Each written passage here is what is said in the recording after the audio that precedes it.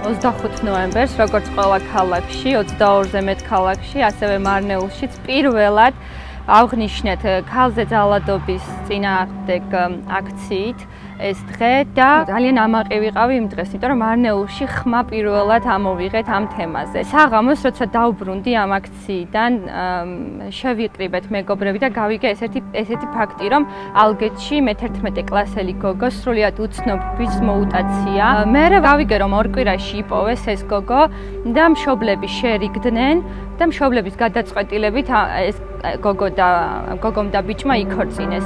ძალიან დამწყდა გული, რომ ზუსტად დაემთხვა 25 ნოემბერს და მე ხმამაღლა ვამბობდი, რომ საქართველოში და მარნეულში ჩვენ ყველა ქალს დავიცავდით, მაგრამ ჩვენ ვერ დავიცავით ის გოგო და ეს არის ჩვენი პასუხისმგებლობა. მე პირადად ვერაფერი ვერ გავაკეთე, იმიტომ რომ შემეშინდა, როცა გავიგე, რომ ეს იყო მშობლების გადაწყვეტილებით და მე შემეშინდა ჩემი თემის, რომ მე არ წავსულიყავი ამ ტრადიციის წინააღმდეგ და ჩემთვის არ ეთქვათ შენ ვინ გეკითხება. როცა ვიცოდი თან პოლიციაც საქმის კურსში იყო და არც თანამოაზრე არ გამომიჩნდა რომ ერთად დამდგარიყავი და გაგვეპროტესტებინა ეს საქმე. ანუ მე ძალიან წყდება გული რომ ვერ ვიღებ სრულიად იმ პასუხისმგებლობას ვერ ვაცნობიერებ რაც ჩემზეა და ალბათ ვერავინ მარნეულში დღეს რომ ამ ყველაფერს აღვდგეთ წინ, იმიტომ რომ ჩვენ ჯერ კიდევ გვეშინია.